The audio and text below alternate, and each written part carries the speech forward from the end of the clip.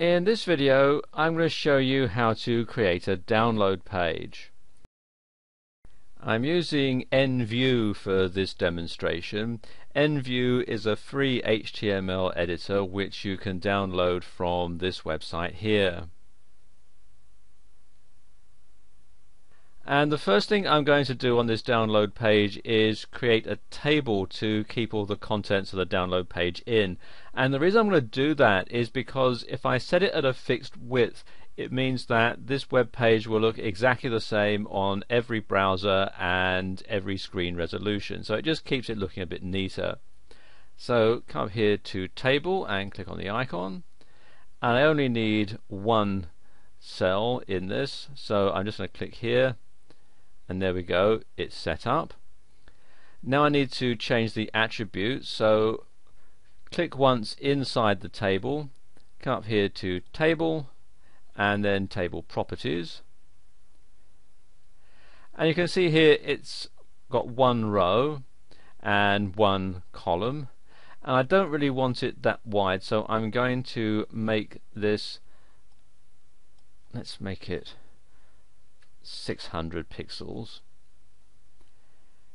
and I want the table alignment to be center, and I'm going to let the background color show through from the main page. I'm not going to have a different color for that, and I'll have a slight border just to keep it looking neat, so I'll have a border of 1 pixel, and click on Apply and then click OK, and you can see here we now have our table inside the website. Okay, the next thing I'm going to do is save it, and the reason I'm going to save it at such an early stage is because when I put in the images and the links, I want them to be relative to the web page. So by saving it, I can make sure that everything is in the same directory on my hard drive, and it makes it easier to upload it all to the same directory on my web server. So click on the icon here to save, and it's prompting me for a title, so let's give it a title. Let's say thank you for your order, and then click on OK.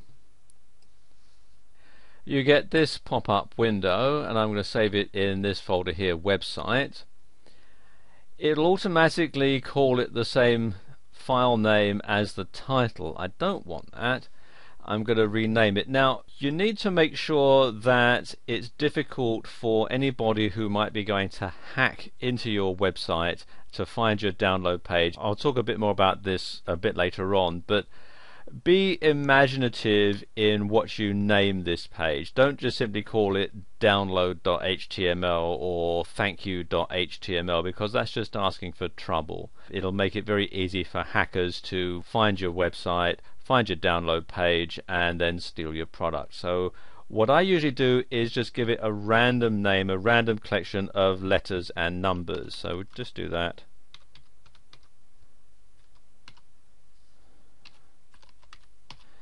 And that makes it very difficult for somebody to hack into it and find my download page. Okay, and click on Save. Right, now we need to start filling in the content for our download page.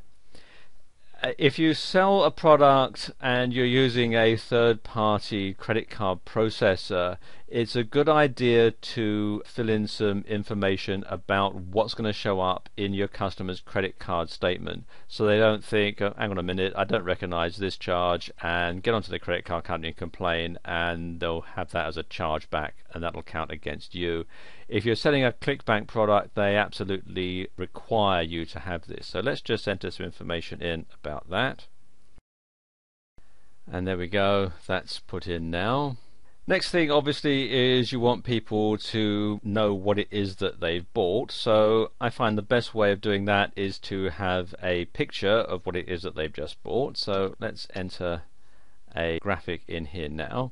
So click here where it says image, and then we want to choose the file that we're going to import. And you can see it's an ebook that I'm going to sell here, and I've got the cover graphic here which says fantasticcover.jpg or fantasticcover.jpg. So click on that and then click on open. And you can see this little box here is automatically checked that says that the URL is relative to the page location. That way you don't have to put in a great big long URL. We want some alternate text just in case it doesn't load up into the customer's web browser properly. So let's say this is an ebook cover. You can also do an advanced edit by clicking on here. You can show we want the height and width and so on, and the HTML attributes. If you're going to have a link to it, you can put it in here as well. I don't want that in this particular case, so just going to click on OK and then click on OK again. You can see here it's now showing the ebook. I actually want it in the middle, so I'm going to click on it there and then have it aligned center. You can also go into the source code and put in a center tag above and below if you want. Okay, now let's just put some spaces in. Now you need to have the link so that the person can download your product. So we're going to put that in here, and I'm going to put in the instructions. So right click here, and I'm going to make that quite large so people don't ignore it. So I'm now going to increase the font size, so I'm going to click a couple of times there, and then I'm going to link to the product, which is a zip file. So click here on link, and again choose file, and we want to have all files, and this is the one that I'm going to download, fantasticebook.zip, or what I want the customer to download. So click on that and click on open, and none of this applies, so we'll just ignore all this and click on OK, and there you go, there is the download link. Now if you are selling a product which is going to require some extra software for your customer to use it, it makes sense to include a link to where you can download that particular piece of software. Now there are two pieces of software that the customer of this product is going to need. One is Zip to unzip the file, and the other is Adobe Acrobat Reader to access the PDF file that's inside. So I'll put in a couple of links to those.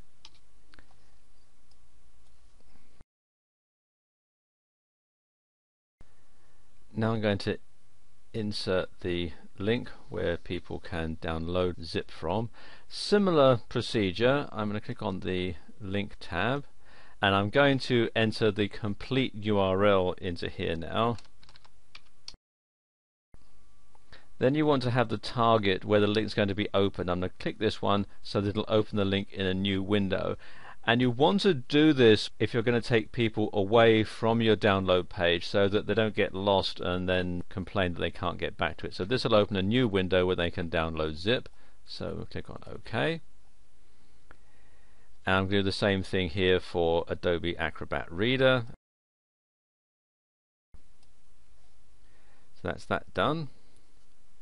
Final thing you need to do is to have a link to your help desk, just in case your customers have problems downloading the file, or it doesn't unzip properly, or it gets corrupted or something like that, so they can get in touch with you easily. So again, similar thing, another link goes in here.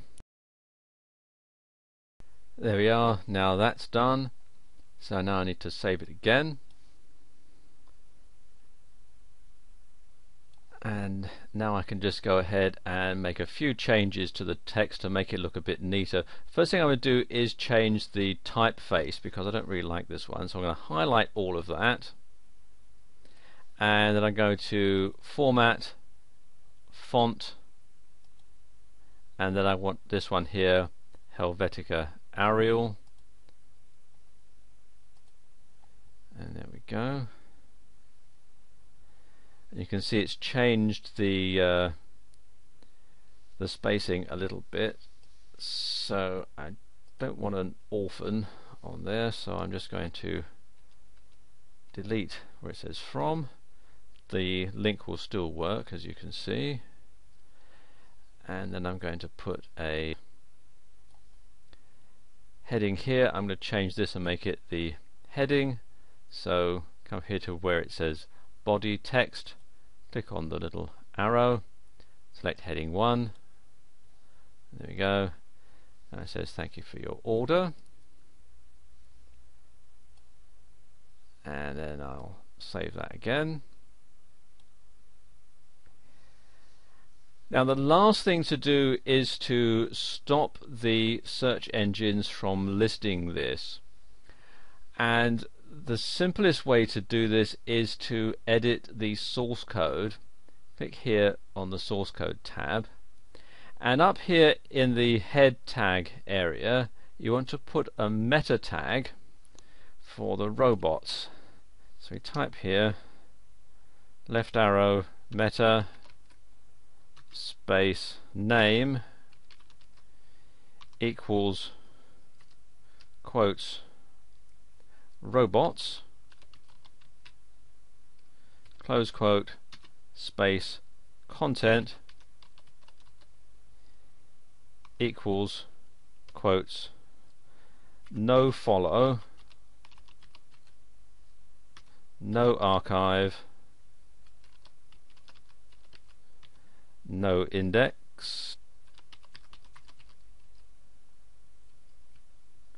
close quotes, right arrow, and then another meta tag which is revisit, so meta name equals revisit, content equals never, and then close the tag. And what this is doing is it's telling Google and the other search engine spiders that you don't want this particular page indexed in the Google index, you don't want it archived in the Google archive, you don't want any links that are on it followed, and basically after you've been to this page, robot, don't come back. So there you go, and save that as well. There are other precautions that you can take to stop your download from being stolen or to stop your download page from being found and hacked into. You can upload it into a password protected directory on your website, or you could use a third-party program like DLGuard to safeguard your download. So there we go, that's how you create a download page in EnView.